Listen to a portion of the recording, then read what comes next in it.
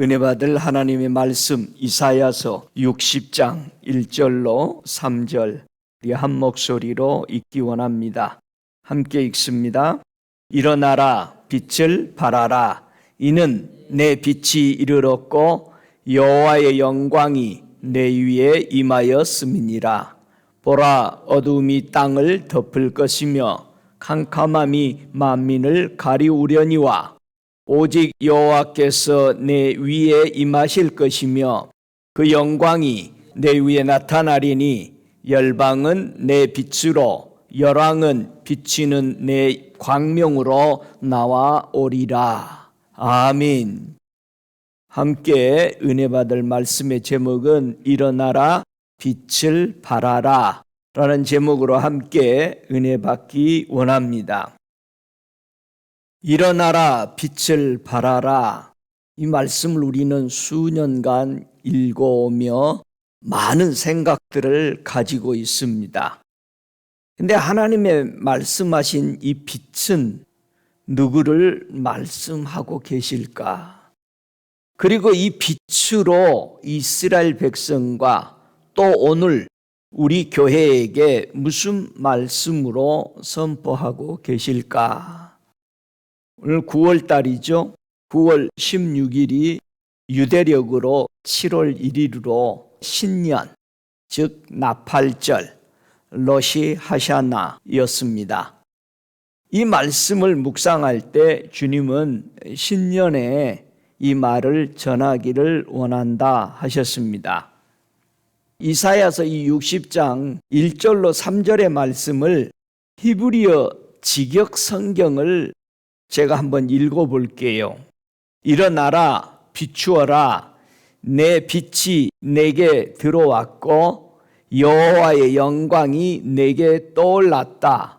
보라, 어두움이 땅을 덮으며 흑암이 민족들을 덮을 것이나 그러나 내게는 나 여호와가 올라가서 그 영광이 내게 보이리니 나라들이 내 빛을 향하여 걸어가고 왕들이 내 떠오르는 광채를 향하여 걸어갈 것이다. 이렇게 직역을 했습니다.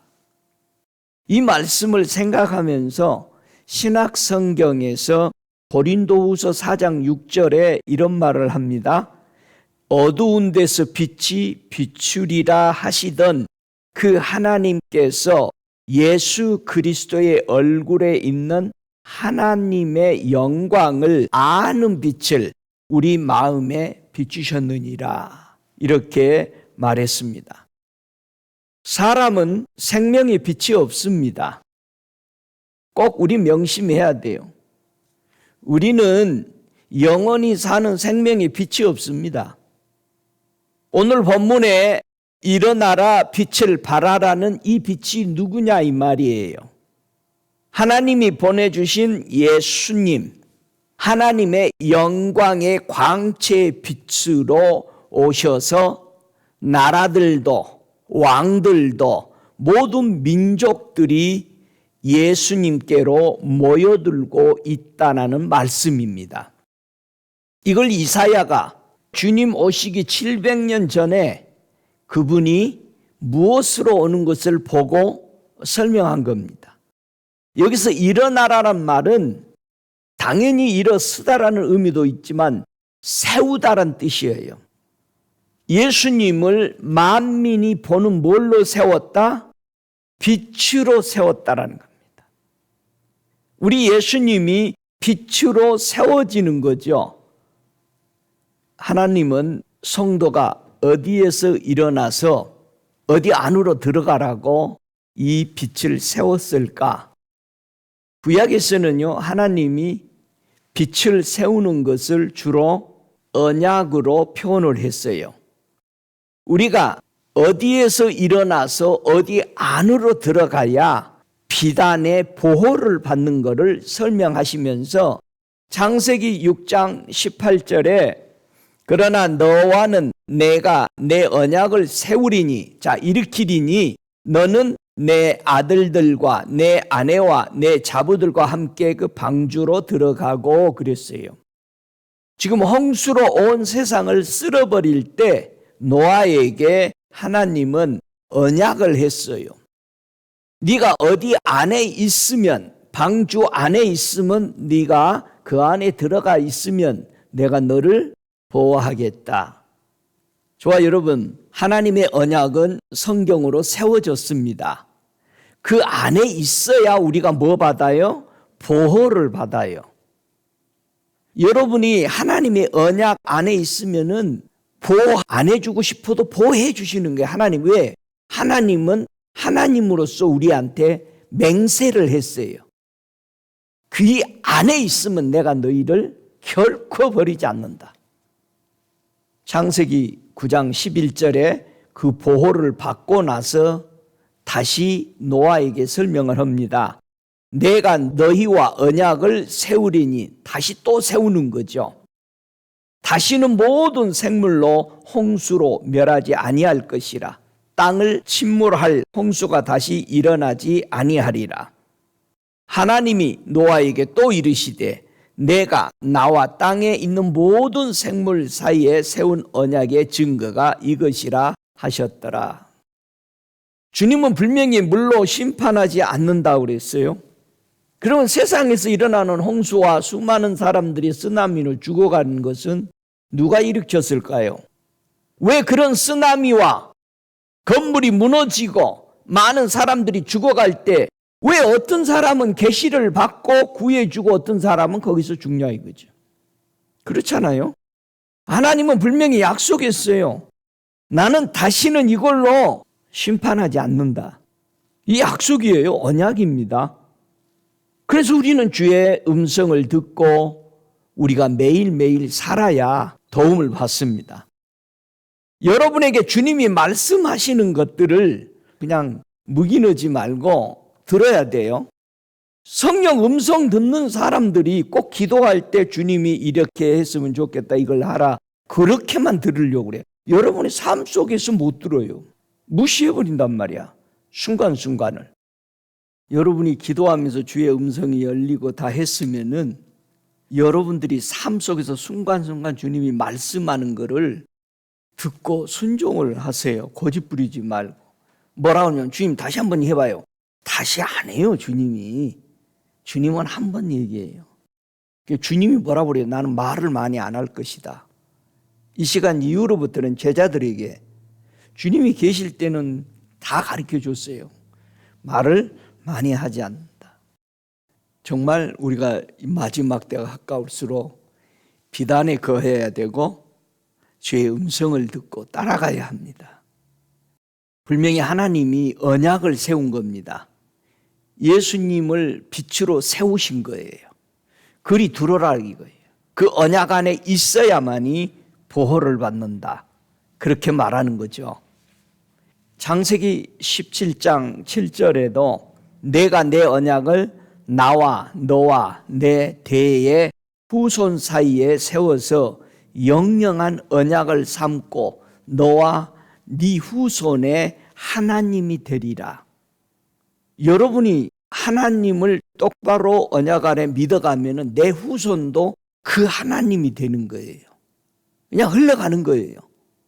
그래서 뭐 하라 마라가 아니라 내가 시간이 걸리더라도 꾸준히 보여주는 거예요. 함께하고 대화를 하면서 하나님의 세계를 보여주어야 합니다. 그런데요, 하나님의 약속에서 멀어져가는 신앙의 모습도 우리는 있음을 알 수 있어요. 창세기 25장 34절에 보니까 야곱이 떡과 팥죽을 에서에게 주매 에서가 먹으며 마시고 일어나서 갔으니 에서가 장자의 명분을 경휼히 여김이었더라. 이때 이삭은 이 두 아들에게 하나님의 훈련을 받으라고 했을 때 누구만 순종했다? 야곱만 순종해서 그 노아의 자손인 셈에게 가서 하나님의 길을 배우는 과정이 되는데 바로 에서는 안 갔다 이 말이에요. 장자의 명분을 묵인해버리는 거죠. 장자는 하나님이 세웠잖아요. 그래서 훈련을 우리가 받아야 될 하나님의 언약 안에 주의 길을 배우는데 우리는 너무나도 시간을 투자를 안 해요. 여러분, 주일날 설교 한번 들어가지고 우리가 신앙이 되어지는 게 아니고 매일 여러분의 삶 속에 모이고 기도하고 삶 자체가 예배로 생각을 해야 되는데 교회에 나서면은 한 번도 생각을 안 하고 살아가 버린다면은 이게 무너져요. 그러니까 여러분, 삶이 예배이고요. 삶이 하나님과의 동행이어야 돼요. 믿습니까? 에녹이 300년 동안에 동행했다라는 것은 여러분 매일 삶을 동나가는 훈련의 삶으로 사는 거죠. 그래서 우리에게 하나님의 말씀은 경고합니다. 에레미야 6장 17절에 내가 또 너희 위에 파수꾼을 일으켰으니 나팔 소리를 들으라 하나 그들의 대답이 우리는 듣지 않겠노라 하였도다. 이게 망해져 가면 꼭 이래요. 여러분 보세요. 주변에 사람들이 무슨 일이 생겼을 때 만약에 얘기를 했을 때 안 들었을 때 귀엽고 자기는 손해보는 거죠. 목사님 그거 어떻게 그 말을 내가 믿어. 무슨 말을 하면은 저게 무슨 뜻인지를 안 들어버리는 거죠. 이스라엘 백성들이 70년 포로로 되기 전에 이들의 자세가 이랬다 이 말이에요. 그러니까 저와 여러분이 신앙이 망가져 갈 때에 한번 생각해 보세요. 안 들어요. 말을 해도 안 들어. 파수꾼을 세웠으니 나팔 소리를 들으라 하는데 우리는 안 듣겠다. 아주 이제 지겹다. 이렇게 나오는 거예요. 저와 여러분이 하나님의 말씀을 듣고 훈련을 받고 예배하고 수요 금요일 모여서 훈련 받는 것이 별 볼 일 없다고 생각하고 안 듣는다 이 말이에요. 그래 갈수록 지금 저 밑에는 예배가 없어져. 기도 생활 안 하면은 저는 내 자신을 위해서도 할 것이고 저와 여러분 안 모이고 기도 안 하면은 천하 없어. 누가 세워져요? 여러분 어떻게 믿음이 세워져? 안 세워져요. 하나님의 언약을 따라 살도록 나팔 소리를 저와 여러분이 듣냐 이 말이에요. 하나님의 언약으로 들어가라는 이 소리를 누가 듣냐 이거예요. 여러분 야곱에게 하나님이 나타나서 말씀합니다. 자, 야곱이 급할 때는 하나님 나 도와주세요 굉장히 했어요. 형이 죽이려고 할 때 도망가고 지금 혼자서 삼촌 집에 가는데 가다가 해가 져서 베델에서 자게 되잖아요.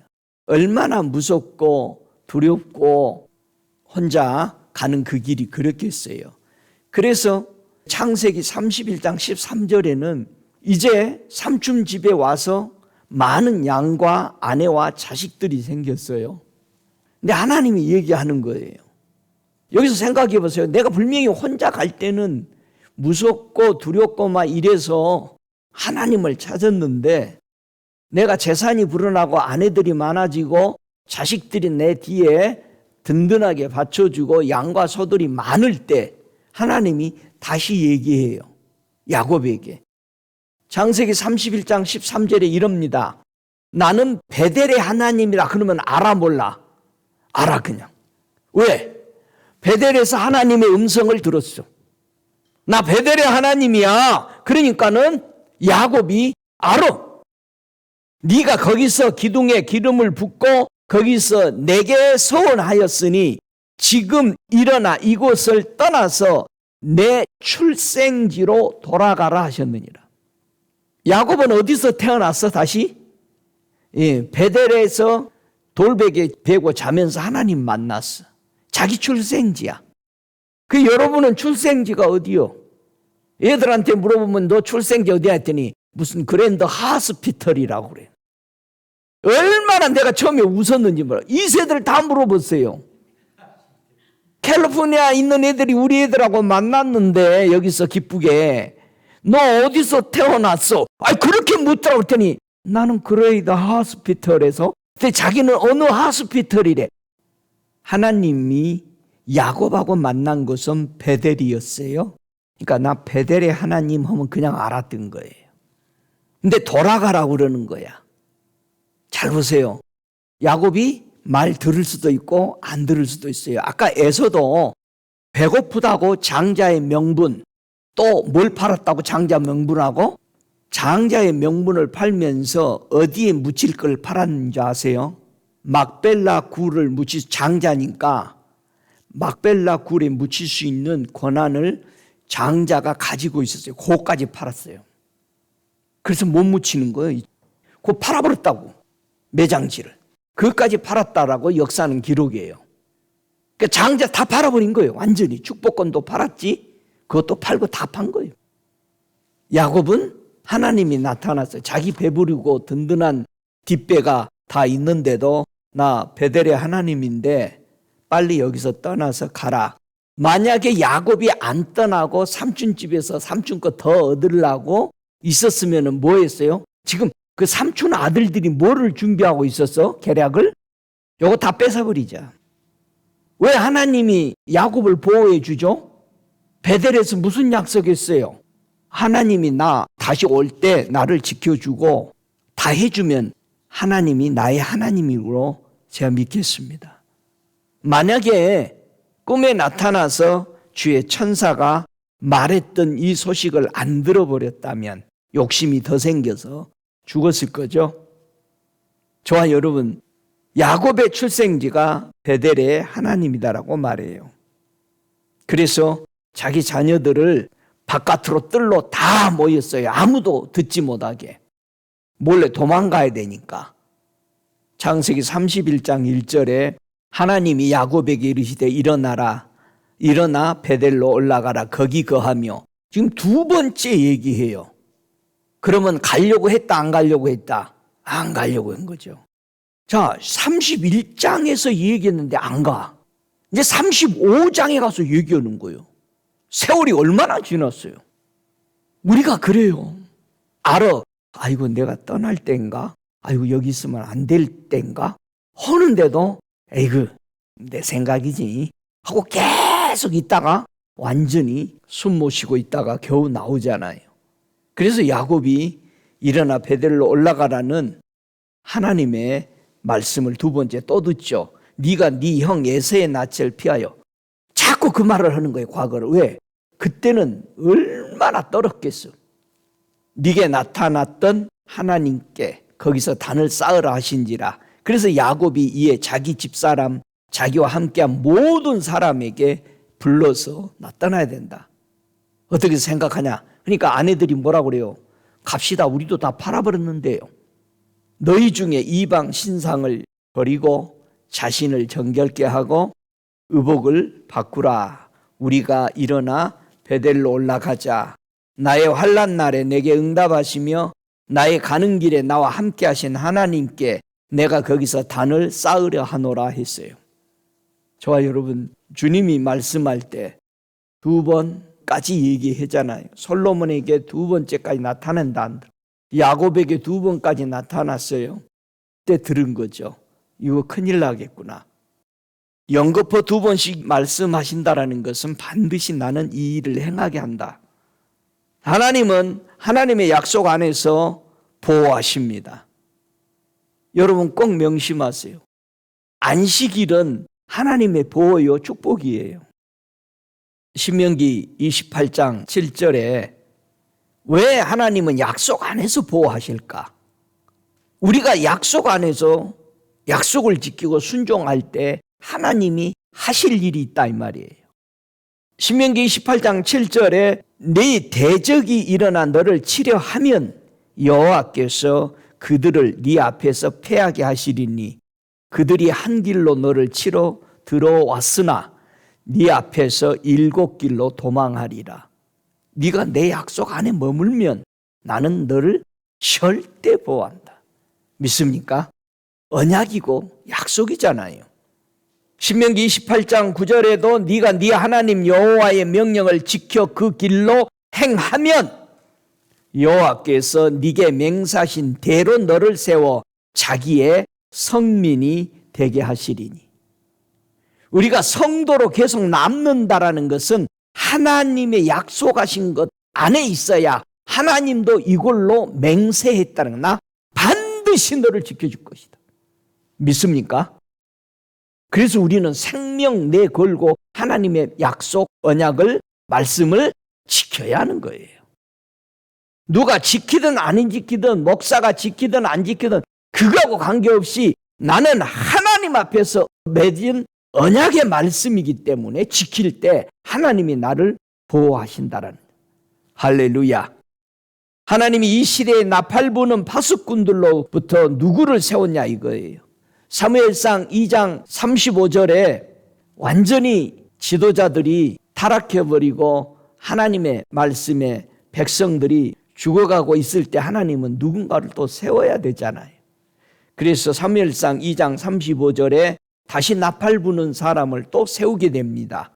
내가 나를 위하여 충실한 제사장을 일으키리니 그 사람은 내 마음에 내 뜻대로 행할 것이라.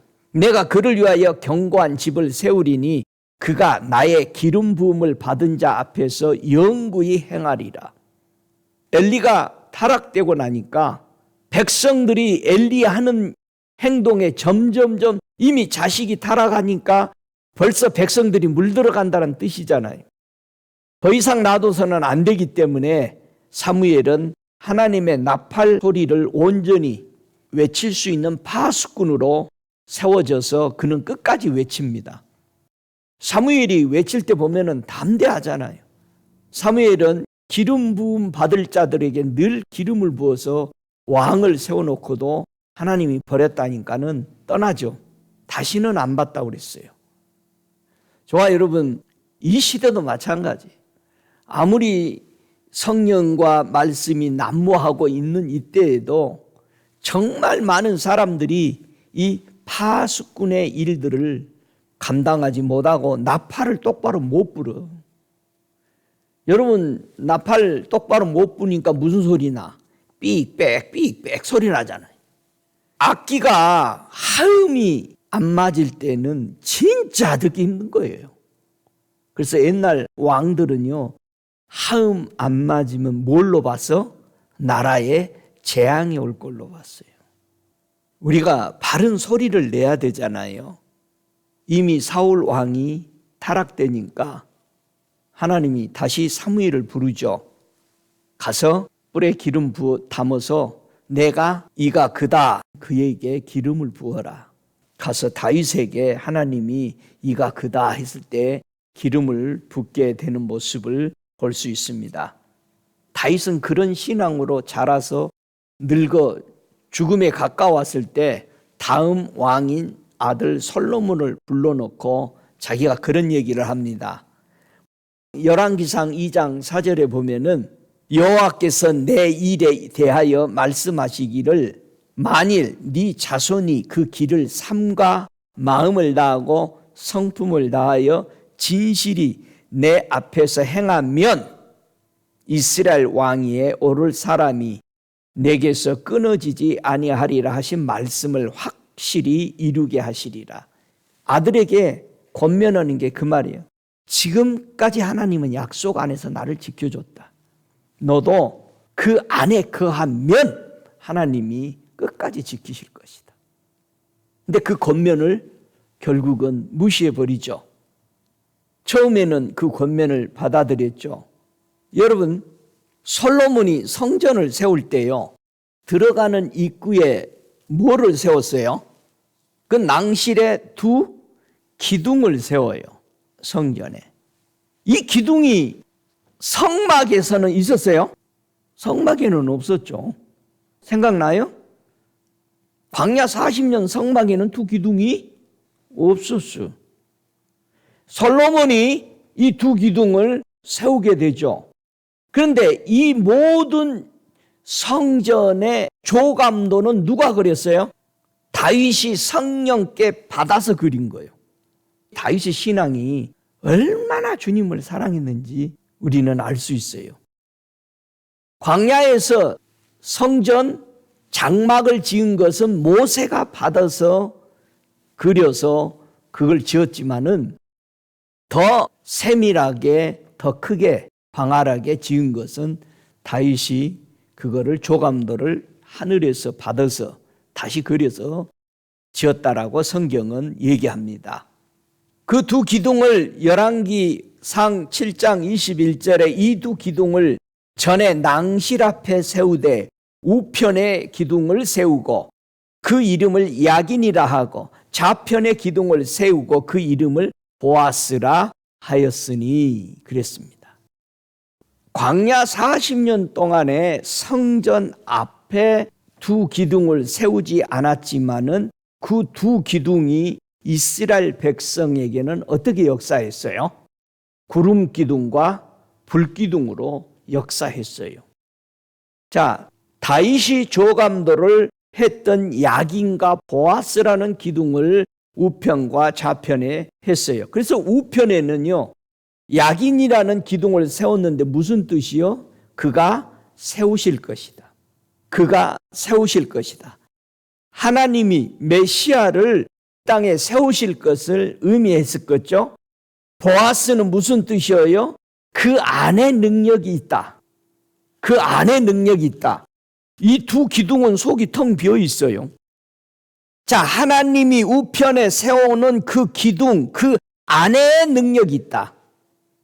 그 우리가 예수 안에만 생명을 살리는 능력이 있다라는 거죠. 그래서 이스라엘 백성이 광야 40년 동안 20세 미만이 가나안 땅에 들어갈 수 있도록 무슨 인도를 받았어요? 구름 기둥과 불 기둥의 인도를 받았죠. 그래서 출애굽기 13장 21절에 보니까 여호와께서 그들 앞에 행하사, 자, 구름 기둥과 불 기둥이 무슨 뜻이다고? 하나님이 행하시는 것이다 이 말이에요. 행하고 계시다. 여러분, 성령이 인도받는 것은 하나님이 행하고 계시다는 뜻이에요. 할렐루야. 저와 여러분에게 예수님을 세우시고 성령을 보내셔서 두 기둥 안에 행하도록 그의 이름으로 영생을 얻고 그의 성령 안에서 능력을 행할 수 있는 이 기둥들이 우리에게 귀중하다라는 사실입니다. 그래서 낮에는 구름 기둥으로 그들의 길을 인도하시고, 그래서 구름 기둥, 낮에는 우리가 구름 기둥의 인도를 받아야 돼요. 그래서 그 길 따라 걸어야 돼요. 그러면 캄캄한 밤에는 불기둥으로 우리를 비춰주셔서 우리 행할 길을 나아간다. 자, 그러면 지금은 예수님이 한쪽에 기둥이고 성령이 그 다음 기둥이라면은 여러분은 지금 무슨 기둥을 붙들고 그 안에서 능력이 나타나야 돼? 예, 지금은 캄캄한 시대지. 성령이 불로 역사하죠. 예수 믿고 지금 성령 시대 안에라는 것은 암흑기라 이 말이야. 이 암흑기에서는 불의 인도를 받아야 된다. 할렐루야. 왜 이 두 기둥이 그렇게도 귀중한가? 이 기둥이 그렇게 귀중하는 역사를 보여줄 때가 있었어요. 이 두 기둥의 역사가 강렬하게 보여줄 때가 언제였어요? 불기둥과 구름기둥의 역사가 잘 몰랐거든. 처음에는 그저 치워놓고 구름기둥으로 가려주고 인도니까는 사인 받아서 텐트 치고 멈추고 했는데 진짜 이게 능력을 발휘할 때가 있었죠. 그렇지. 홍해 앞에 두 기둥의 역사가 드러나. 이게 우리에게, 지금 사는 우리에게도 대단히 귀중한 거죠. 출애굽기 14장 20절에 보니까 애굽 진과 이스라엘 진 사이에 이르러 서니 저편은 구름과 흑암이 있고 이편은 밤이 광명으로 밤새도록 저편이 이편에 가까이 못하였더라 그랬어요. 이게 무슨 말이에요? 자, 우리가 지금도 구름기둥과 불기둥이신 예수 그리스도와 성령의 두 기둥을 따라가지 않는다면은 우리는 어둠에 삼킴을 당해요. 세상의 기둥과 하나님의 기둥을 계속해서 싸우게 되잖아요. 여기서 가만히 보세요. 세상과 하나님의 나라에 가까이 하지 못하도록, 세상이 하나님 나라에 가까이 하지 못하도록 이 두 기둥이 절대 우리를 지키시는 거예요. 흑암과 저쪽이 가까이 오지 못하도록 밤새 막아요. 우리가 세상과 섞이면은 죽는데 왜 섞이냐? 예수가 없어. 불이 없어. 그래 섞는 거예요. 세상 사람과 표시가 안 나. 표시가 안 나. 거짓말도 잘하고 사기도 잘 치고 표시가 안 나. 이거 예수님의 기둥이 없고 성령의 기둥이 없어. 분명히 야긴과 보아스의 기둥이 있다면은 우리는 세상에 가까워질 수 없습니다. 여러분, 이 두 기둥이 여러분에게 있습니까? 하나님의 나라로 들어가기 원하는 성도의 고백이 무엇이 되어야 할까? 시편 119편 38절에 주를 경외케 하는 주의 말씀을 주의 종에게 세우소서. 우리가 하나님을 경외하기 위해서 주님의 말씀이 세워져야 된다. 하나님이 하신 말씀에 여러분 흔들리지 마세요. 누가 조금 이렇게 말하면 이렇게 흔들리고, 가지고 결국은 그 말씀이 흔들리면 뽑히면 없어져 버립니다. 여러분이 하나님의 말씀, 예수님의 말씀이 반석이라는 것은 홍수가 나고 뭐 해도 꼼짝 않고 그 자리에 있는 겁니다. 믿습니까? 그런데 누가 와서 흔들면은, 여러분 유행이라는 게 뭐냐면 세상에 바람이요. 바람이 불면은 자꾸 흔들려 사람들이. 이리 흔들리고 저리 흔들려서 결국은 여러분이 가지고 있던 말씀의 중심을 뽑혀버립니다. 한두 번 흔들려요. 여러분 40평생 세상에 흘러가는 흥망성쇠의 소식을 들으면서 흔들려요, 신앙이. 분명히 처음 예수 믿을 때 나는 꼭 예수만 믿고 살 것이다, 천국 가기 위해서 살 것이다 했는데 계속 40년 동안 흔들리는 거야. 이 말뚝이 안 흔들리도록 더 굳건하게 우리에게 붙잡아주는 것은 못 듣고 흔들리는 것만 듣는 거예요. 부정적인 것만 듣는 거예요. 세상 소리만 듣는 거예요. 하나님은 사람이 일어나서 무엇을 와서 하기를 원하나, 그 안에 언약 안에 들어와서 뭐 하기를 원하느냐. 이사야서 21장 5절에 그런 말씀을 합니다.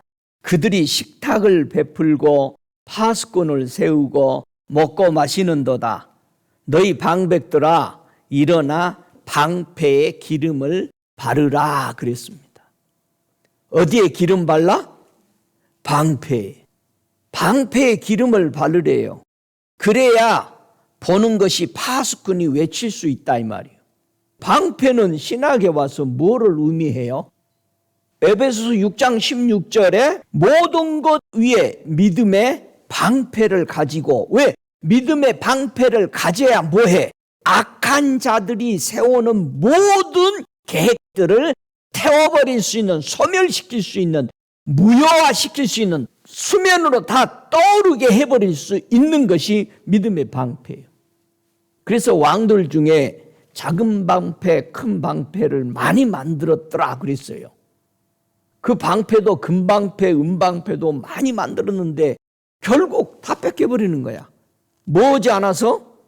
기름을 안 발라. 기름 바르십시다. 방패에 뭐 발라?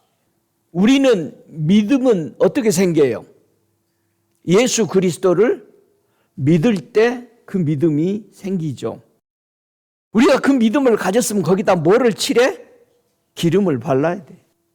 성령의 기름을 믿음 위에 발라야 돼요. 그래야 베드로전서 1장 9절처럼 믿음의 결국이 뭐다? 자기 영혼의 구원을 받습니다. 믿음 흔들리면 안 되는 거예요. 성경의 말씀, 예수님이 하신 말씀이 흔들리면 그건 안 되는 거예요. 여러분이 친구들 사이에 믿음이 흔들려 보세요. 여러분이 사랑하는 사람의 사이에 믿음이 흔들려 보세요. 벌써 껄껄해지는 거죠. 무슨 세월이 지날지라도 믿음이 흔들리면 안 되잖아요. 이럴 때는 이렇게 하고 저럴 때는 저렇게 하는 거, 그건 믿음이 아니에요. 그럼 믿음이 없는 거지. 하나님의 약속 안에 거하면은 정말 보호를 받고 그렇게 살아가는 사람을 하나님은 뭐라고 인정해 줄까요? 하나님의 약속 안에 계속 살아가는 사람을 보고 하나님이 인정해 주는 말씀을 합니다. 에레미야 35장 14절에 레갑의 아들 요나답이 그 자손에게 포도주를 마시지 말라 한 그 명령은 실행되도다. 그들은 그 선조의 명령을 순종하여 오늘날까지 마시지 아니하였거늘 내가 너희에게 말하고 부지런히 말하여도 너희는 나를 듣지 아니하였도다. 레갑의 아들 요나답의 자손은 그 선조가 그들에게 명한 명령을 준행하나 이 백성은 나를 듣지 아니하도다. 여러분, 이들은요 70년 포로로 잡혀가지 않은 사람이에요. 레갑의 족속, 겐 족속들은요 포로 생활 잡혀가지 않은 사람들, 이 사람들. 저와 여러분, 우리가 하나님의 말씀의 언약 안에 든든히 서서 걸어가면 여러분 포로 와서 못 잡아가. 믿습니까? 못 잡아가요. 믿어요? 그 보장을 여러분이 믿고 있어야지. 그게 믿음이요. 예수 믿으면 뭐한다? 나를 보장해 주고 예수 말씀 안에 있으면 나를 다 보호하신다는 이 절대적인 보장을 믿어야 되잖아요. 보세요. 에레미야가 아무리 외쳐도 안 듣는데 왕 밑에 있던 내시는 그를 믿잖아요. 에레미야가 물이 없는 우물에 갇혀 있을 때도 떡을 주고 몰래 그렇게 했잖아요. 하나님은 그에게 뭐라고 그래요? 너는 포로로 안 잡혀간다. 에레미야 다른 사람이 잡아왔어. 고관이 딱 보더니 풀어라. 네가 가고 싶은 대로 다 가라. 네가 우리나라 가서 최고의 대접할 것이고 네가 여기 나무도 너를 해할 자가 없을 거야. 그래서 에레미야는 고아와 과부와 이 겐족속이 남아있는 대로 가는 거죠. 이들이 외쳤던 것이 실제로 드러나서 한 걸 봤어요. 보호받고. 이 레갑의 족속들은 자기 조상의 믿음의 조상이 이렇게 살아야 돼 했는데 하나님이 예언해 준 것도 아니야. 그들 조상이 예언받아서 그냥 얘기 준 거를 끝까지 수십 대를 지켜오는 거예요. 애들까지. 하나님이 일어나 빛을 발하라고 누구를 세우셨다? 빛으로 예수를 세우셨다. 어떻게 세우신다고 이 에레미야도 예언합니까? 에레미야 23장 5절에 나 여호와가 말하노라 보라 때가 이르니 내가 다윗에게 한 의로운 가지를 일으킬 것이라. 그가 왕이 되어 지혜롭게 행사하며 세상에서 공평과 정의를 행할 것이며 그의 날에 유다는 구원을 얻고 이스라엘은 평안히 거할 것이며 그 이름은 여호와 우리의 의라 일컬음을 받으리라. 하나님이 보낸 빛으로 세운 분이 뭐다? 하나님의 의다 이 말이야. 그러니까 예수를 믿으니까 우리가 뭘 얻어? 하나님의 의를 입는 거예요. 왜? 약속이야. 왜 우리가 의로워지는지 이해가 돼요? 내가 믿으니까 하나님이 의롭다고 돼. 약속이니까 이거 믿는 사람은 나는 의롭다고 인정해 줄 거야. 할렐루야. 그래서 하나님의 의, 우리의 의로 예수를 세우신 것입니다. 할렐루야. 이분이 다윗의 무너진 천막을 일으키고 틀을 막아주고 퇴락한 것을 일으켜서 옛적과 같이 세우시겠다. 옛적하면 언제다? 아담 하와가 타락한 그 전으로 돌이킬 것이다. 할렐루야. 그럼 우리는 벌써 타락하기 이전에 하나님의 창조로 돌아가는 거예요. 예수를 믿는다는 거예요. 그러니 얼마나 고맙고 감사하고 춤을 칠 일이 아니겠어요. 예수 믿는 것이 기뻐요, 안 기뻐요? 정말 기쁘다 구주 오셨네지. 할렐루야. 진짜 우리 예수 믿는 거 기뻐야 돼요. 우리가 문제가 없다는 게 아니야. 문제는 있어. 아플 수도 있고 사고 날 수도 있고 자녀가 속수 있고 뭐 돈이 없을 수도 있고 많을 수도 있는데 그게 문제가 아니라는. 그게 우리는 애적으로 돌아가게 됐다. 영원한 하나님의 의를 받게 됐다. 할렐루야. 우리 주님을 찬양합니다. 하나님이 일어나셔서 성도를 어떤 곳으로 가도록 하실까? 시편 12편 5절을 한번 보죠. 우리 하나님이 우리를 어디로 이끄시려고 하는가? 하나님이 우리를 위해서 일으켜 세우신 이 빛, 이 빛 안으로 들어가게 하시는 이 의미를 좀 더 보죠. 시편 12편 5절 같이 읽습니다. 여호와의 말씀에 가련한 자의 눌림과 궁핍한 자의 탄식을 인하여 내가 이제 일어나 저를 그 원하는 안전지대에 두리라 하시도다. 아멘. 하나님은 우리를 이 안전지대에 들어가도록 안전지대를 세워놓으셨다. 야, 이름이 정말 좋죠. 안전지대 교회. 안전지대는 무슨 뜻이에요? 한 6가지의 뜻이 있어요. 안전지대가 뭐가 안전지대냐? 구원이 있는 곳이야.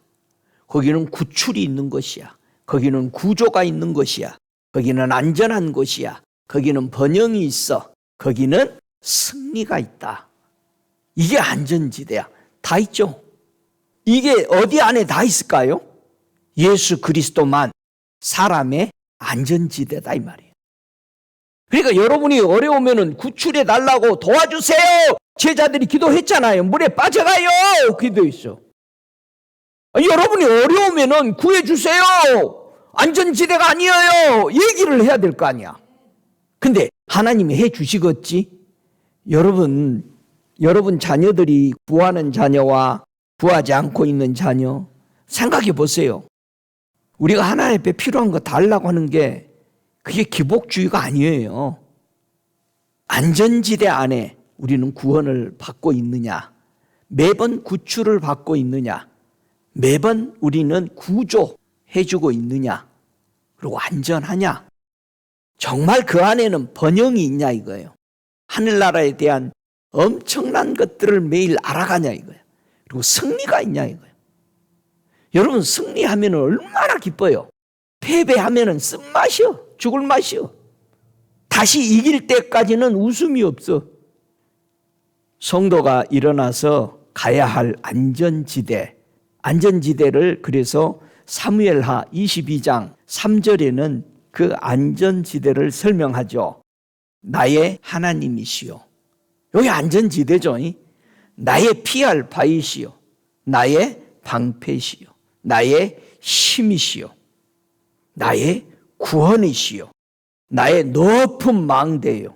나의 피할 바위시요. 나의 구원이시라. 나를 흉악에서 구원하셨도다. 이게 안전지대예요. 할렐루야. 구원의 하나님께 의를 얻으며 우리가 하나님의 구원을 받고 늘 의를 얻은 것이 안전지대예요. 그래서 구원의 즐거움으로 내게 회복해 준다. 여러분 구원받으면 얼마나 기쁘고 행복해요. 여러분 매사 우리가 어떤 사건 속에 해결을 받고 할 때마다 기쁘잖아요. 즐겁잖아요. 하나님 어떻게 이렇게 해결이 된대요. 너무 감사하잖아요. 할렐루야.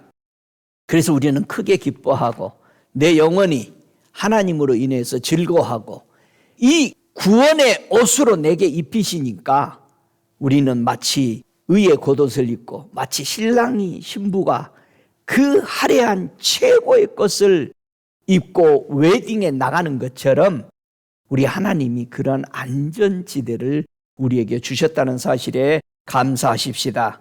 찬양하십시다. 성도가 타락했다라는 말을 종종 요즘 듣게 되잖아요. 성도가 타락했다. 무엇을 가리켜서 성도가 타락했다라고 우리는 말할까? 이사야서 17장 10절에 성도의 타락에 대해서 설명을 합니다. 이걸 보고 타락했다. 이사야 17장 10절에 이는 네가 자기의 구원의 하나님을 잃어버리며 자기의 능력의 반석을 마음에 두지 않는 까닭이라. 그러므로 네가 기뻐하는 식물을 심으며 이방의 가지도 이종하고 그랬어요. 자 보세요. 성도의 타락이 뭐다? 자기 구원의 하나님을 없대요. 잊어버렸대요. 그래서 한 냅돈을 잊어버린 여인이 밤새 불을 켜고 찾은 이유가 뭐예요? 잃어버린 하나님을 찾은 거예요. 그러니까 그 잃어버린 하나님을 찾으니까 뭐 했어 그 사람이? 연회를 열었어. 연회를. 동네 사람 다 불렀어. 여러분 사마리아 여인이 잃어버린 하나님을 찾고 나서 연회를 베푸는데 엄청난 연회를 베풀었죠. 와봐라. 세상에 동네 사람이 다 왔어. 그 연회에. 와서 다 누구 만났어? 다 예수 만나. 잃어버린 하나님을 찾았던 이들의 기쁨은 형용할 수 없었다 이 말이에요. 두 번째, 자기 능력의 반석을 믿음에 두지 않으면 이건 타락이다. 하나님을 잊어버리고 자기 능력의 반석이신 예수님이 마음에 없으면 타락이라 이거예요. 자, 이 하나님이 없고 예수님이 없고 성령님이 없을 때 이들이 하나님을 빼앗기고 나고 하나님을 마음에서 내보내고 나서 두 가지를 자기 속에 다시 받아들이는 게 있어요. 잘 보세요. 자신이 먹고 기뻐하는 것이 하나님의 말씀이 아니라는 사실이에요. 뭐가 있어요? 세상의 종교, 우상을 마음에 심었다. 저와 여러분의 안에 내가 뭘 먹고 마시고 뭘 심어놨는지, 심어놓고 그 가지의 그 중심으로 내가 살아가는지를 보면은 여러분이 타락했는지 안 했는지를 점검할 수가 있는 거예요. 당연히 하나님을 잊어버리고 예수가 반석이 안 계시면은 여러분, 우리가 먹고 살고 마시고 있는 것이 다른 것 먹어요. 그리고 우리 안에 마음에 우상을 심어놔요. 이게 타락입니다. 그래서 우리는 그걸 회개해야 하는 겁니다. 신학에 와서는 세워놓은, 일으키다, 빛을 발하도록 일으켜 놓은 것을 부활이라고 설명을 합니다. 예수님이 빛으로 오셔서 부활하신 것을 우리의 표대로, 우리의 구원으로 하나님이 세우셨던 거예요. 여러분에게 하나님이 보내신 예수 그리스도는 누구실까? 여러분 생각해 보세요. 예수님은 내게 무엇인가? 로마서 4장 25절에는 예수는 우리의 범죄함을 위하여 내어줌이 되고 또한 우리를 의롭다 하심을 위하여 살아나셨느니라, 세워놓으셨느니라, 일어나게 해놓으셨느니라, 빛을 발하도록 세워놨다. 이게 뭐를 위해서? 우리의 의롭다라고 표현하는 것이 뭐다? 부활이다. 저와 여러분이 부활이 되었느냐는 것은 즉 의롭다라는 표시입니다. 여러분 늘 살아나십니까? 죽을 맛으로 살면 안 돼요. 그 부활이 아니에요. 예수는 내 죄와 허물 때문에 십자가 위에서 죽으셨다는 사실을 내 안에 예수를 통해서 가지고 있냐. 두 번째, 예수는 죽으시고 3일 만에 나를 위해서 예수 그리스도가 새 사람으로 거듭나게 하는 증거로 살아나셨느냐. 예수 부활 안 믿는다는 것은 나는 죽으면 못 살아난다는 뜻이에요. 예수 그리스도를 구주와 왕으로 믿으면 죽지 않고 영원히 영생을 얻었다는 사실을 인정하고 있느냐? 그게 나의 예수냐? 여러분 이 확신이 없다면은 여러분 심각한 거예요. 일어나라는 것은 신학에 와서는 부활입니다. 레저렉션을 얘기하는 겁니다. 이 부활을 맛보기 위해서 예수께로 돌아오는 장면이 있어요. 회개하는 장면, 하나님의 부르심에 초청에 응했던 돌아온 탕자를 아버지 집으로 돌아오는 그 모습을 통해서 보여주고 있습니다. 누가복음 15장 18절에 내가 일어나 아버지께 가서 이르기를 아버지여 내가 하늘과 아버지께 죄를 지었사오니 이에 일어나서 20절에 보면은 아버지께로 돌아가니 아직도 상거가 먼데 아버지가 저를 보고 측은히 여겨 달려가 목을 안고 입을 맞추니 그랬습니다. 우리는 탕자였습니다. 우리는 캄캄한 곳에 살고 있는 탕자인데 우리의 하나님은 우리를 살리기 위해서 예수 그리스도를 세워놓으신 겁니다. 모든 사람이 보도록, 온 세상이 보도록 예수를 세워놨습니다. 빛으로 오라고. 우리가 예수께 가는 것은, 매일 우리 삶이 예수와 동행하고 예수께 가는 것은 우리가 빛 안에 살기 위해서입니다. 그리고 나는 의롭게 살고 있다는 표시인 것입니다. 우리 예수님은 하나님의 빛으로 이 땅에 오셔서 사명을 감당하셨습니다. 요한복음 6장 40절에 내 아버지 뜻은 아들을 보고 믿는 자마다 영생을 얻는 이것이니 마지막 날에 내가 다시 이를 다시 살리리라 하시니라. 나를 보내신 아버지께서 이끌지 아니하면 아무도 아버지께로 예수께로 올 수가 없으니 오는 그를 내가 마지막 날에 다시 살리리라. 모든 복음은 예수님은 아버지께로 가게 하는 것이고 우리 하나님 아버지는 모두 다 예수께로 가도록 해서 구원받도록 한 것입니다. 저와 여러분 속에 예수가 없고 하나님이 없고 성령이 없다라는 것은 잘못된 신앙관념입니다. 이 세 분이 진리가 여러분 안에 다 있을 때, 그래서 예수님이 요한복음 6장 54절에 하시는 말씀이 내 살을 먹고 내 피를 마시는 자는 영생을 가졌고 죽어봐야가 아니고 지금 이 확신이 여러분 안에 생겨야 하는 겁니다. 믿음으로 생겨야 하는 거예요. 그래야 마지막 날에 내가 그를 다시 살린다고 하는 겁니다. 지금 우리는 영생을 얻어야 됩니다. 지금 여러분이 그 믿음 안에서 의로워져야 하는 겁니다. 죽어봐야가 아니에요. 여러분 회개는 우리가 하나님 앞에 돌아와서 영생을 가졌을 때 회개가 끝나는 거잖아요. 사도행전 2장 24절에 하나님께서 사망의 고통을 풀어 살리셨으니 이는 그가 사망에 매여 있을 수 없음이니라. 예수님이 인간이 죽는 모든 사망에서 죽었어요. 그런데 거기에 계실 수 없었다는 거예요. 왜요? 그가 사망에 매여 있을 수 없었어. 예수 그리스도는 하나님이시니까. 할렐루야. 예수 그리스도는 하나님이시니까. 저와 여러분의 고백이 필요합니다. 정말 우리는 고백을 해야 돼요. 이 시편 119편 130절에요. 주의 말씀을 열무로 우둔한 자에게 비추어 깨닫게 하나이다. 하나님 말씀 열어주세요. 하나님 이 말 깨닫게 해주세요.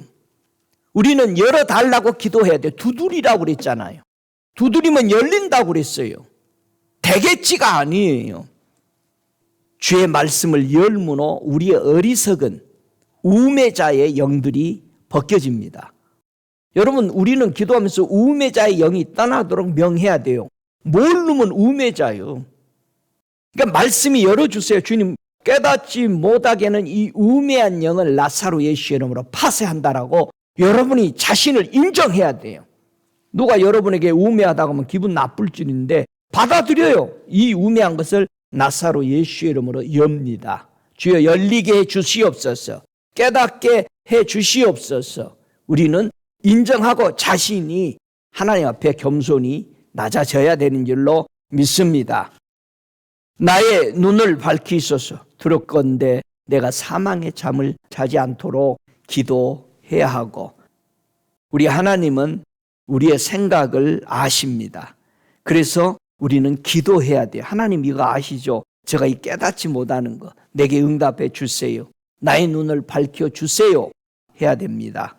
그래서 시편 18편 28절에 주께서 나의 등불을 켜시며 등불을 누가 켜줬다?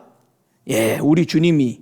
그래서 마태복음 25장에 등불이 꺼져간다라는 10처녀 중에 5처녀, 어리석은 5처녀는 왜 등불이 꺼져가?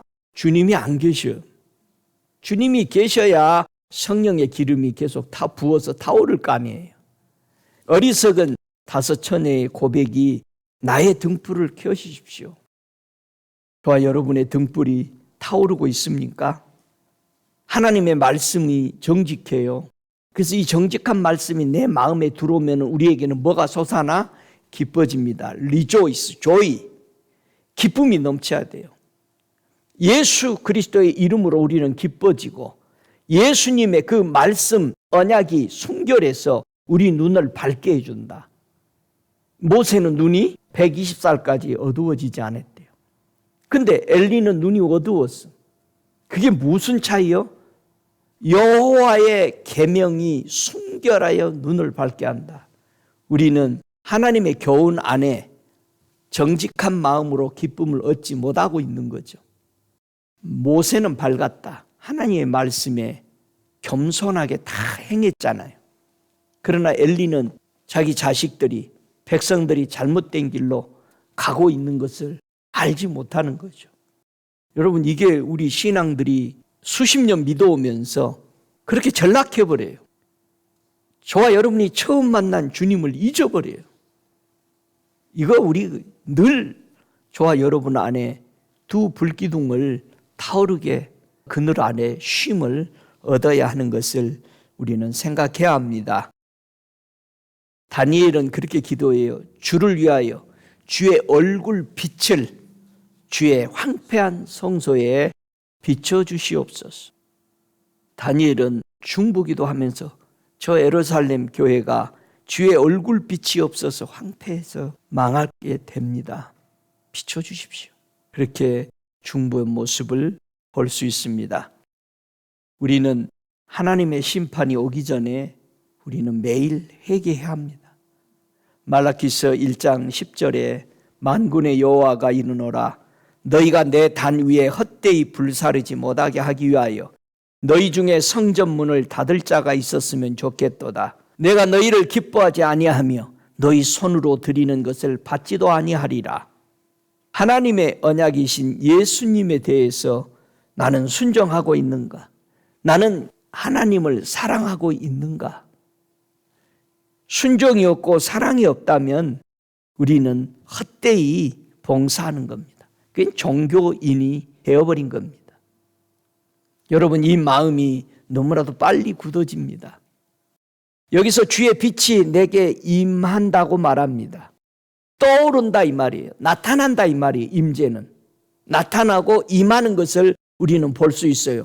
하나님의 빛이 저와 여러분에게 비치게 되면 그 임하는 것을 어떻게 알 수 있을까? 말라기서 4장 2절에 하나님이 빛이 내게 임할 때에 일어나는 그 현상에 대해서 얘기하죠. 말라기 4장 2절에 내 이름을 경외하는 너희에게는 의로운 해가 떠올라 임했다 이 말이에요. 치루하는 광선을 바라리니 너희가 나아가서 외양간에서 나오는 송아지같이 뛸리라. 얼마나 기쁘겠어요. 갇혀있는 우리 간에서 나오는 그 짐승들. 그러니까 짐승 풀어넘으세요. 앞발 뒷발 하늘을 쳐들면서 막 차요. 왜? 너무 기쁜데 그 우리에 갇혀놨단 말이에요.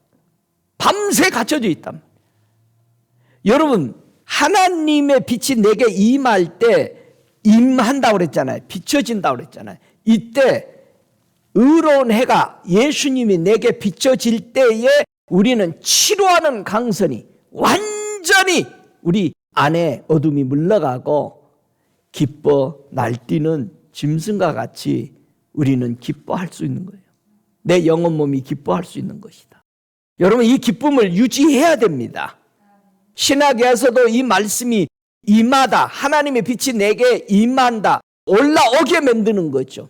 그래서 하나님의 빛이 우리에게 임했을 때에 마태복음 4장 16절에 우리 예수님 빛으로 이 땅에 오셨을 때를 설명하죠. 흑암이 앉은 백성이 뭘 봤어요? 큰 빛을 보았고 사망의 땅 그늘에 앉은 자에게 빛이 비춰진 거죠.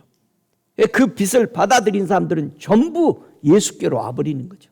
예수님이 가실 때 됩니까? 몇만 명씩 모이기 시작하는 거예요. 이제 예수님은 하나님의 생명의 빛으로 우리에게 오셨습니다. 에베소서 5장 14절에는 그러므로 이르기를 잠자는 자여 깨어서 죽은 자들 가운데서 일어나라. 하나님이 내게 임하시면은 깨어 일어나게 된다. 그렇게 해준 게 누구다? 그리스도께서 네게 비추셨느니라. 그래서 수없이 주의 빛을, 얼굴 빛을 내게 비춰주십시오. 나 좀 쳐다봐 주세요. 야, 나를 쳐다보지도 않더라. 야, 얼마나 서운해해요 사람들이. 야, 나는 얼굴도 못 봤다. 야, 여러분, 얼굴과 얼굴이, 눈과 눈이 마주친다라는 거 얼마나 기쁘게. 이스라엘 백성이 포로에서 돌아올 때 내가 그들의 자녀들과 얼굴과 얼굴을 마주쳐 기쁨으로 볼 것을 약속했던 것처럼 우리 예수님이 우리에게 그 빛을 비춰주니까 우리는 어둠이 다 없어져 버린 거죠. 여러분, 예수 믿는 것은 세상의 문제가 해결됐다는 뜻이 아니에요. 내 안이 밝아지고, 여러분 안에 밝아지면은 세상 거 다 무시해요. 이겨낼 수 있어요. 근데 내 안이 불편하면은 세상 것에 염려에 잠겨버려요. 세상 소리에 잠겨버립니다. 저와 여러분이 밝아지면 밝아질수록 세상 위에 떠버립니다. 믿습니까? 우리 예수께서 우리를 비추실 때에 우리는 죽음에서 일어나게 되는 거예요. 그래서 우리 주님이 나를 바라본다. 그래서 누가복음에도 예수가 오신 것을 보고 누가복음 2장 32절에 이방을 비추는 빛이요 그랬어요. 예수님이 이방을 비추는 빛이시다. 주의 백성 이스라엘의 영광이라고 이들은 찬양했어요. 우리 예수님은 요한복음 1장 4절에도 이 생명은 사람들의 빛이라. 예수님이 십자가 위에서 우리를 위해서 그 생명을 내어준 것은 우리들의 생명의 빛이다 이 말이에요. 우리들이 그 빛을 받아들임으로 우리가 어둠에서 캄캄한 데서 나오게 된 것이다. 할렐루야. 어떤 사람이 하나님의 심판을 받습니까? 하나님의 심판 받을 사람들은 요한복음 3장 19절에 그 정죄는 이것이니 이걸로 심판한다 이거예요. 빛이 세상에 왔을 때 사람들이 자기 행위가 악함으로 빛보다 어둠을 더 사랑하는 것이니라. 자, 예수 왜 안 믿는다? 악해서 안 믿는. 캄캄한 데 있으니까 안 온다. 예수를 왜 더 잘 믿는다? 매번 예수 안에 계속 들어간다? 자기 의로움을 드러내려고. 나 예수 믿어요. 나 왔어요. 하나님 나 아시죠? 나 또 왔어요. 자기가 예수를 믿는 의로움이라는 걸 드러내고 싶은 거예요. 여러분, 자녀들이 학교 갔다 와서 부모를 껴안고 비비고 막 좋아하잖아요. 나 왔어. 나 좀 쳐다봐. 나 좀 쳐다봐. 자기만 쳐다봐라. 얼마나 기뻐서 그럴까요? 저와 여러분, 심판은 책망받는 모든 것이 빛으로 나타난다고 그랬어요. 빛이 아닌 것은 다 뭐한다? 심판받는다. 말씀으로 그 빛에 의해서 행하고 내 마음에 심어놓은 것인가 깨달아야 됩니다. 하나님의 언약 안에 사는 사람을 우리 예수 그리스도는 어떻게 인정해 주느냐? 세례 요한은 우리 주님이 그런 말을 해요.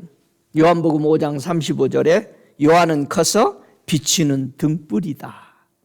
그 빛에 너희들이 즐거이 있기를 원했었다.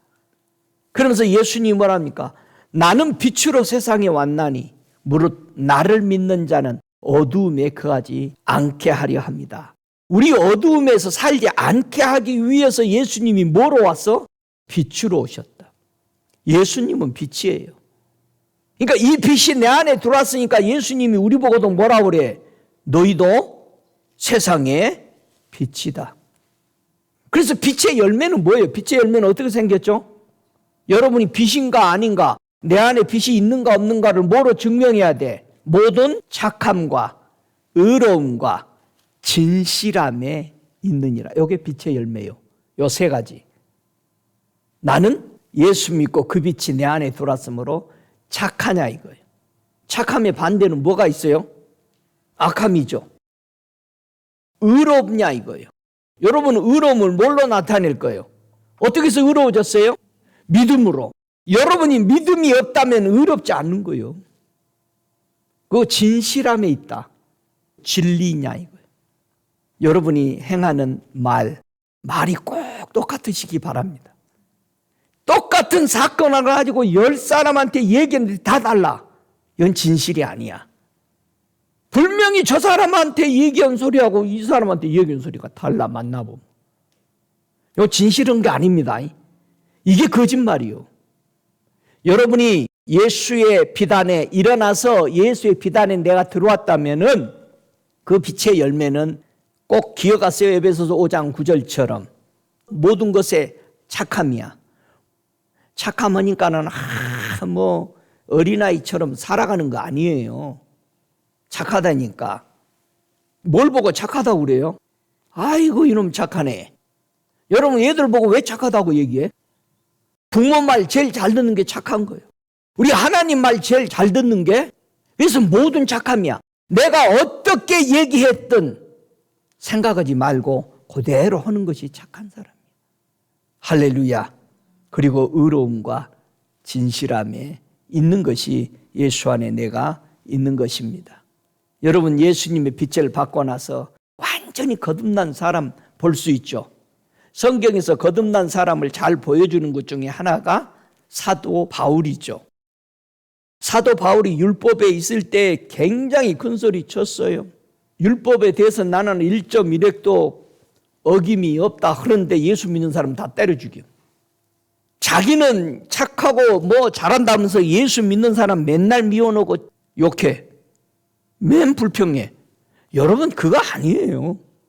어긋나잖아요.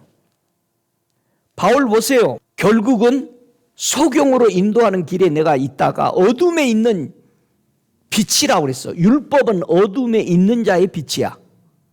그러니까 그 빛 따라 가버리는 거죠. 어두움도 빛이니까 따라가는 거예요. 더듬으면서. 그러나 바울은 얘기합니다. 사도행전 22장 6절에 다메섹에 가까웠을 때 오종쯤 되어 호련히 하늘로서 큰 빛이 나를 둘러 비추매 나와 함께 있는 사람들이 빛은 보면서도 나더러 말하는 이의 소리는 듣지 못하더라. 나는 그 빛의 광채로 인하여 볼 수 없게 되었으므로 나와 함께 있는 사람들의 손에 끌려 다메섹에 들어갔노라 그랬습니다. 바울은 자기가 자랑하던 율법을 지켰던 자신 있는 사람이었지만은 그는 어두움을 따라가고 있었습니다. 결국은 예수 그리스도를 만나고 나서 거듭나서 변화된 사람을 보여줍니다. 나도 옛날에 거기 있었다. 지금도 교회 안에는 율법주의자들이 너무나도 팽배해 있습니다.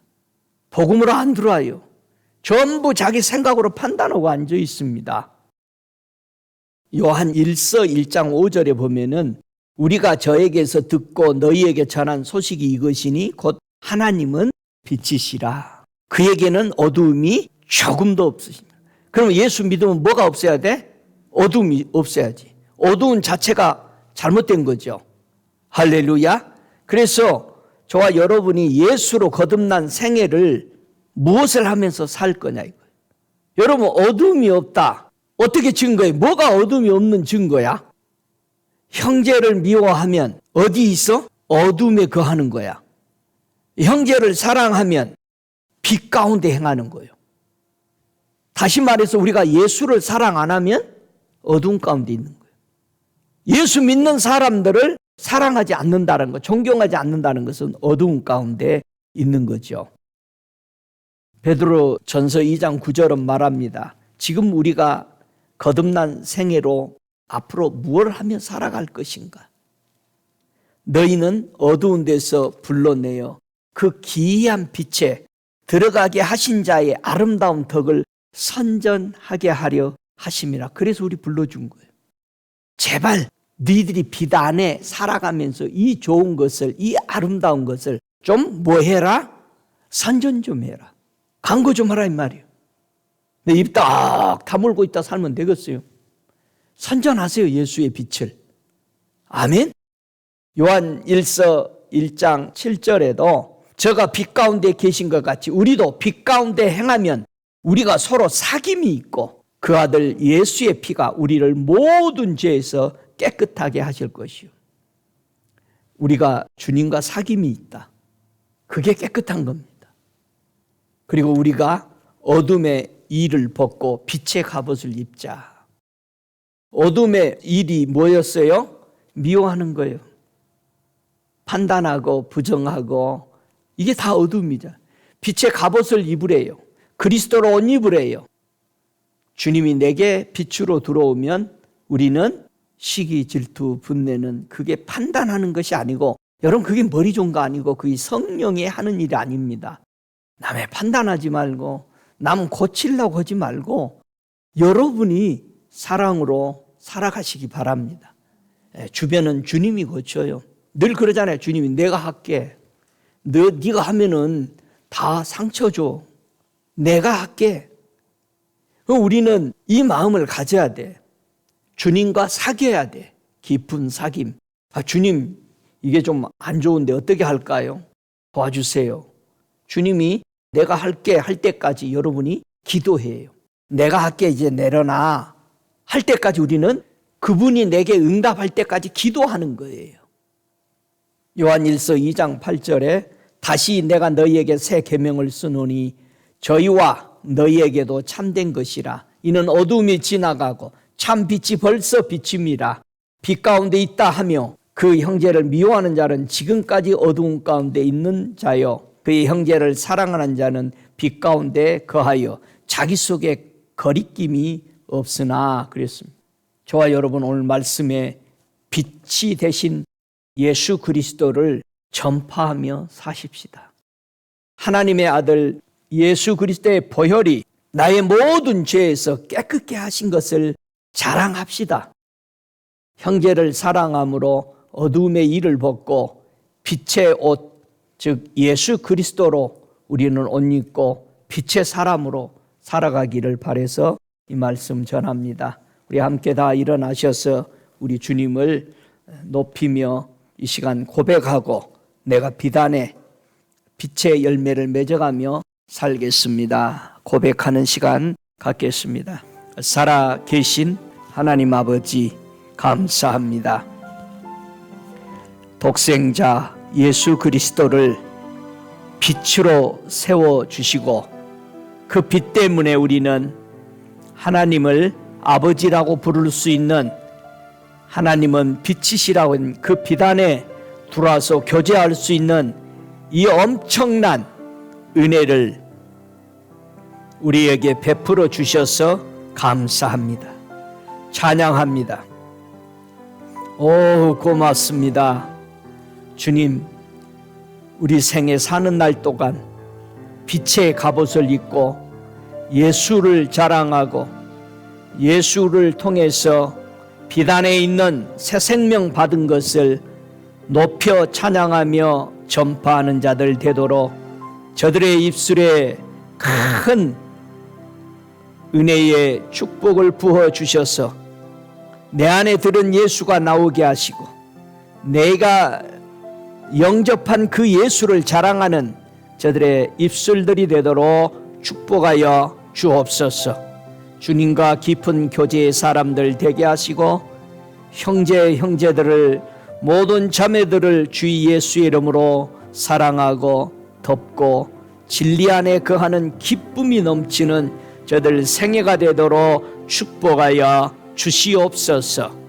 지금은 우리 주 예수 그리스도의 은혜와 아버지 하나님의 극진하신 사랑하심과 성령의 내조하시는 역사하심이 다시 오실 예수님을 기다리는 교회 성도들에게 주님 오실 그때까지 성령의 충만한 역사, 인도하시는 그 놀라운 능력이 영원토록 계실지어다. 아멘.